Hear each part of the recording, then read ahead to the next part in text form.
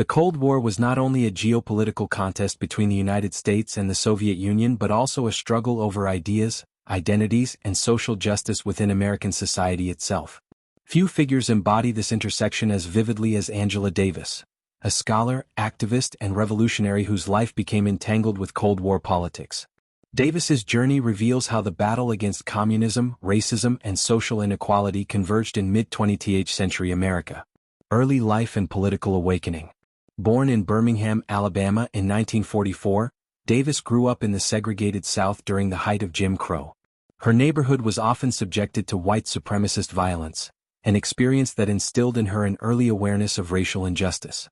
After excelling academically, Davis pursued higher education abroad, studying philosophy at the University of Frankfurt under Theodor Adorno and other members of the Frankfurt School.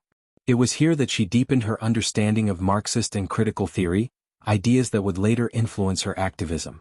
Upon returning to the United States in the 1960s, a decade marked by civil rights struggles, Black Power movements, and heightened Cold War paranoia, Davis joined groups that the government considered subversive.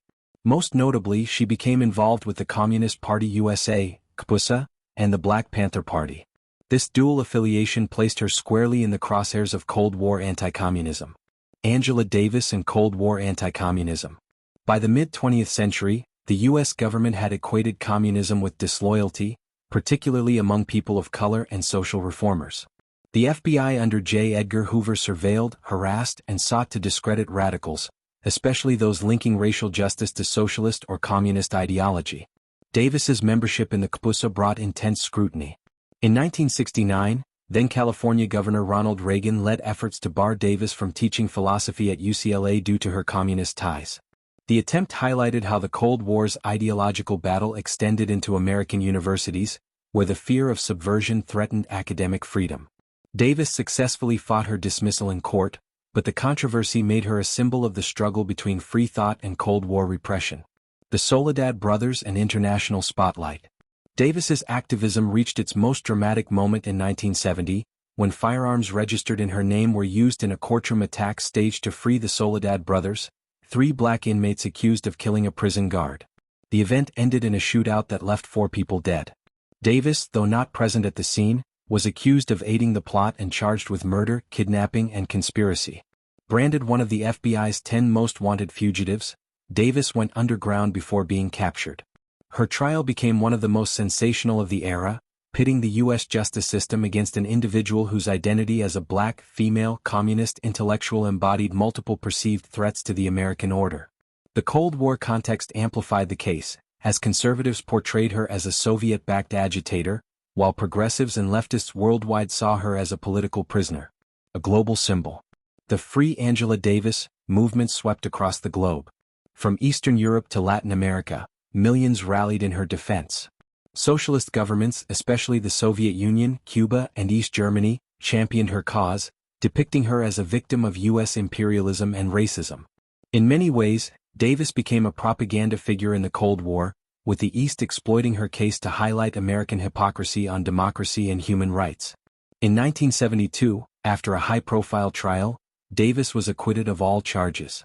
Her acquittal was celebrated not only by her supporters in the U.S. but also by anti-imperialist movements worldwide. For the American establishment, however, her freedom underscored the difficulty of suppressing dissent when it intersected with broader struggles for racial and social justice. Intellectual contributions. Beyond her activism, Davis has been a prolific intellectual.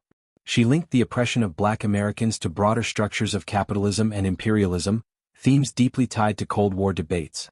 Her works, including Women, Race and Class, 1981, analyzed the intersections of race, gender, and class, laying the groundwork for later feminist and critical race scholarship.